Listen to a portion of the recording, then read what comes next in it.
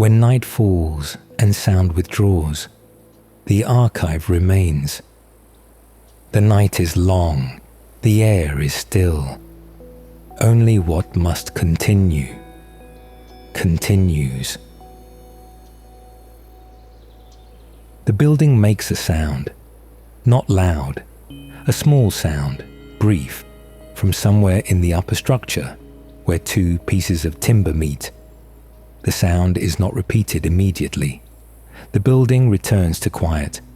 Then, some minutes later, another sound from a different location, a different pitch, a different duration, the acoustic signature of a different joint in a different part of the structure, responding to a change too small to measure with any instrument kept in this building.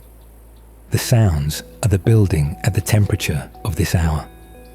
As the night deepens toward dawn, the air outside cools. The cooling reaches the building's surfaces, the roof tiles, the exposed ends of the rafters, the outer faces of the column bases. Each surface cools at the rate its mass and conductivity allow. The cooling moves inward from there, through the thickness of each member, the temperature at the center of each beam, still holding what the evening put into it, while the surface has already given up some of that to the night. Wood shrinks as it cools. Not uniformly. The cells that make up the wood run lengthwise along the trunk the timber came from, and the shrinkage across those cells is greater than the shrinkage along them. A timber cools, and the cross-section changes more than the length. At the joint between two timbers, where the end grain of one meets the face grain of another, where pieces cut from different trees and placed in different orientations are held together by the geometry of the joinery. Two materials that respond to the same temperature change by different amounts in different directions are held against each other. The difference accumulates as stress at the joint. When the stress exceeds what the joint can hold without movement, the joint moves a fraction of a millimeter, the surfaces shifting against each other by the amount the difference requires. The movement releases the stress as a brief sound, the tick from the upper structure, the small report from the corner where the wall plate meets the post. This sound has been occurring in this building since it was built. Every night that the temperature dropped from its daytime value, the joints adjusted. Every morning that it rose, they adjusted in the other direction. The number of these cycles is the number of nights and days this building has stood, a number too large to hold as an image, present now in the current state of every joint. The surfaces worn slightly against each other at the contact points, the fit between adjacent pieces more exact than it was when the carpenter first drove the joint home. The wood having found across many cycles the range of movement each temperature change requires. The joint that made the last sound is at the temperature the adjustment required. It will be at a different temperature when the morning warms the building, and it will adjust then too. The building is not finished adjusting. It has not been finished adjusting since it was assembled. The adjustments continue at the pace the temperature changes provide. Each night the cooling produces a sequence of sounds. Each morning the warming produces a different sequence. The building has been producing these sequences since the day the last joint was driven home and the carpenters withdrew. True wisdom cannot be captured in words. It is found only in the silence between them. Breath enters, breath leaves. Between breaths, the air holds its density.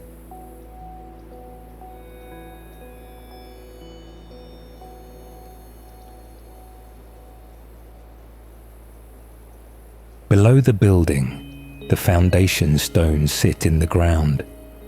Each stone was quarried from the mountains that contain this valley and shaped by the tools of its time.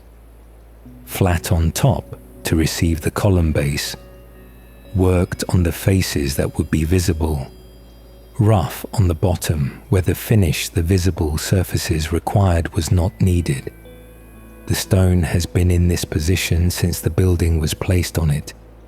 It has not moved in any way the eye would notice. At the base of stone, it has not been still. Rain reaches the stones that are not sheltered by the eaves. The water that contacts the stone surface carries chemistry in both directions, taking from the stone what the water can dissolve, leaving from the water what the stone surface can accept. Each rain adds to what many rains have already done, the total effect present in the surface as its current texture, which is not the texture the stone had when it was set.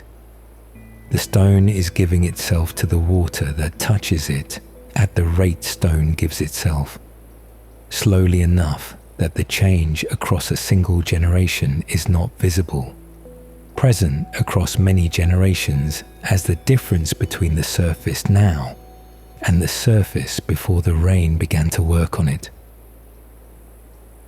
On the upper faces of the foundation stones, where the rain reaches and the column bases do not cover, moss grows. The moss arrived as spores carried in the air, settled where the moisture and the mineral surface were sufficient to support it, established itself over years into the layer that is here now. The layer is thin, a few millimeters of living material over a few millimeters of accumulated organic matter. The organic matter itself, the product of previous generations of moss that grew and died and remained as the substrate for the moss currently growing. The moss holds moisture against the stone surface. The moisture moderates the temperature the stone experiences, slowing the rate at which the stone heats during the day and cools at night, buffering the stone from the extremes the unshielded surface would reach. The stone beneath the moss cycles through a narrower range of temperatures than the stone beside it that the moss has not reached. The surface the moss inhabits is a different thermal environment from the surface a centimeter away. The stone is also changing under the moss. The acids that the moss roots produce in penetrating the surface enter the mineral structure of the stone, dissolving the bonds between mineral grains at the points of contact, the stone giving way at those points to the chemistry the moss provides. The moss grows into the stone as the stone yields to the moss.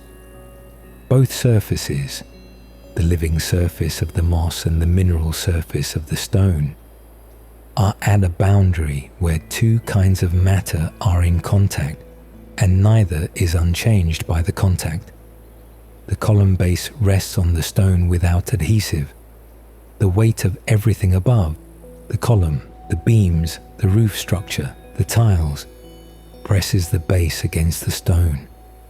The contact is between two worked surfaces, neither perfectly flat, the irregularities of one resting against the irregularities of the other, the load distributed across the points where they touch. At those points, across the years of pressure, the surfaces have worn toward each other, the high points of each surface finding the high points of the other, the fit becoming more exact as the contact continues. True wisdom cannot be captured in words. It is found only in the silence between them.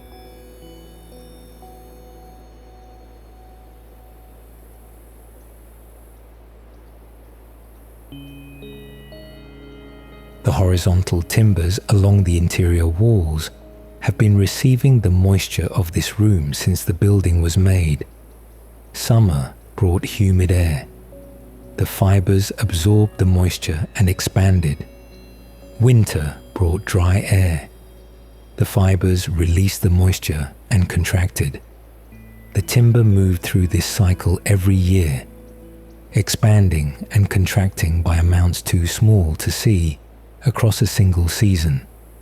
The total effect of many seasons present in the current state of the wood. Denser than it was when it was first placed. The fibers more compacted at the zones of repeated stress. The surface harder where the seasonal movement concentrated over decades.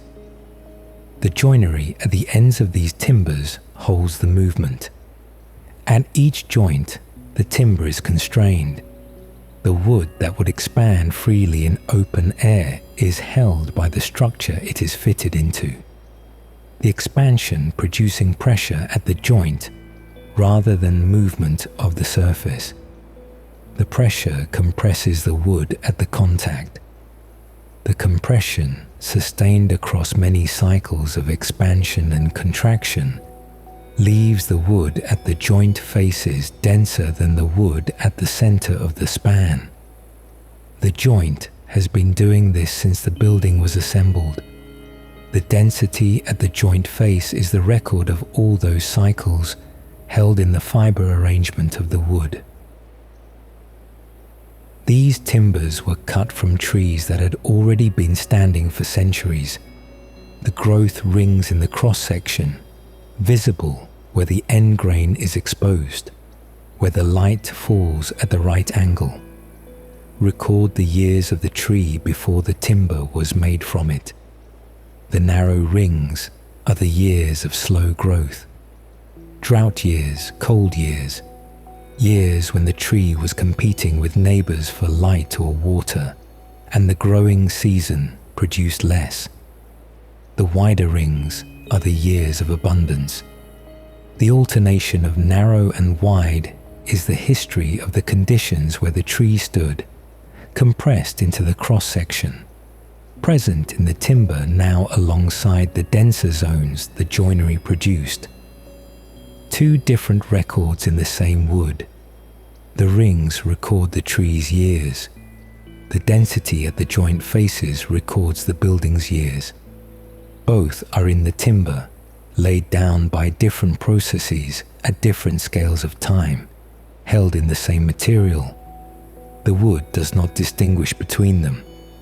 They are both simply the current state of the fiber, what the tree made and what the building has made of it since, inseparable in the cross-section, both present in every measurement of the timber's current density.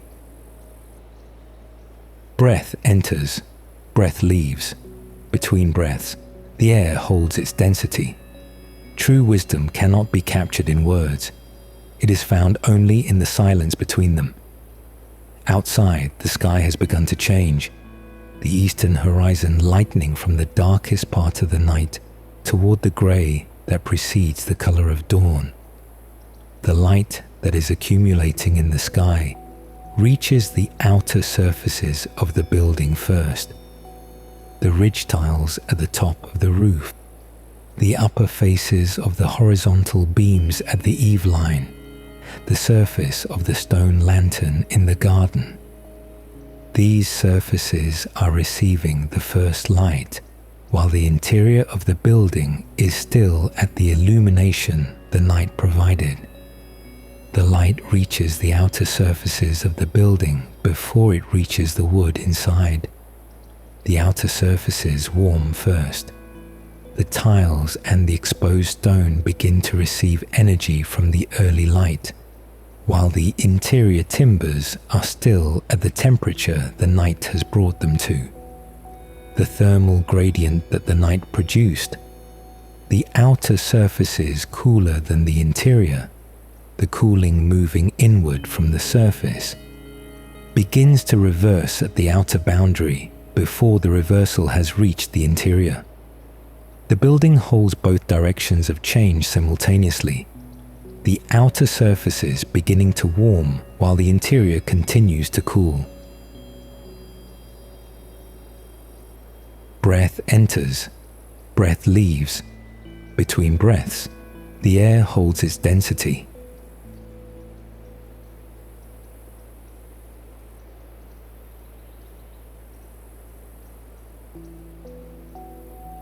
The joints in the upper structure are still adjusting. The surface temperature of the outer timbers has begun to rise with the first light, but the interior of those timbers has not yet received that change. The gradient within each member is still running in the direction the night established, from the surface, which is now beginning to warm, toward the center, which is still cooling. The joint that was in equilibrium a few minutes ago is no longer in equilibrium.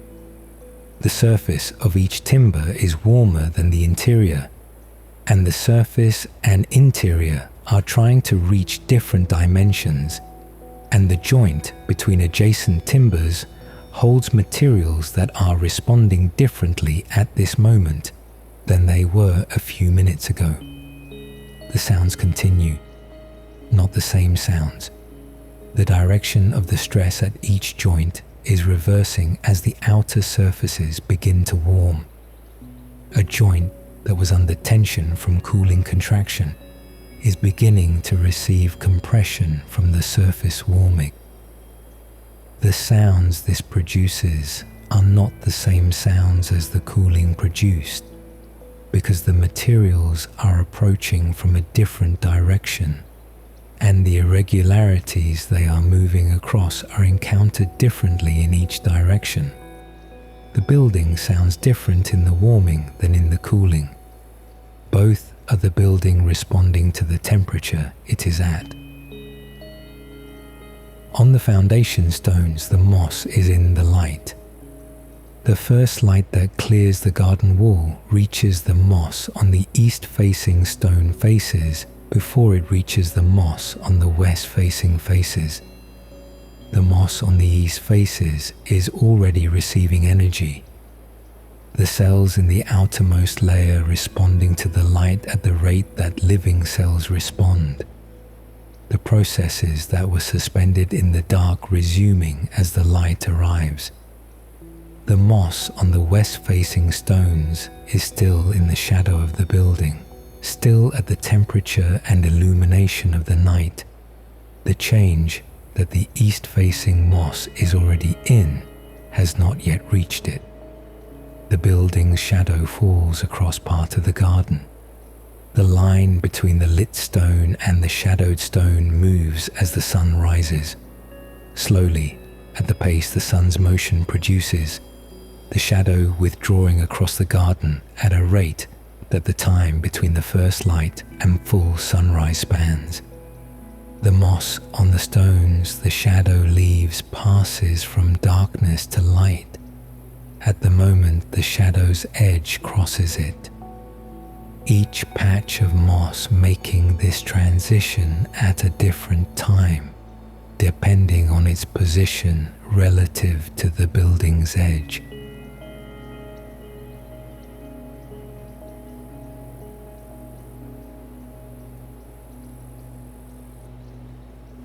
Inside, the column bases are still pressed against the foundation stones. The weight of the building above has not changed. The contact between the work surfaces is the same contact it was last night, last year, at the beginning of the century. The pressure at the contact points continues. The high surfaces of the column base and the high surfaces of the stone wearing against each other at the rate that stone wears against stone under this load, which is the slowest rate of change in this building, slower than the moss, slower than the wood, the stone yielding to the stone at a pace that centuries do not make visible. The joint in the upper structure makes a small sound. The roof tiles receive the first direct light. The stone lantern in the garden is fully illuminated now. The surface that faced east bright, the surface that faces west still in shadow. The timbers at the eave line are warmer than the timbers at the center of the building.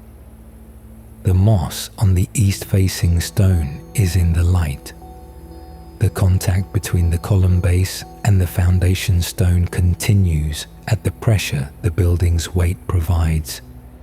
In the interior, in the part of the building the first light has not yet reached, the air is still at the temperature the night produced. The timber at the center of the building is still giving up the heat it held from yesterday. The joint between the central beam and the column it rests on is still adjusting to the temperature the night has brought the wood to, still moving by fractions, the stress accumulated over the hours of cooling still finding its release in the small shifts the joint permits. The moss on the west-facing stone is still in shadow. The contact between the column base and the stone beneath it is unchanged. The rain that will fall on the foundation stone in the next wet season has not yet fallen, but the stone is the stone that will receive it, already slightly different from the stone the previous season left. The growth rings in the central beam hold the years of the tree that is no longer a tree. The density at the joint face holds the years of the building. The joints in the deep interior are still cooling. True wisdom cannot be captured in words. It is found only in the silence between them. Breath enters, breath leaves. Between breaths, the air holds its density.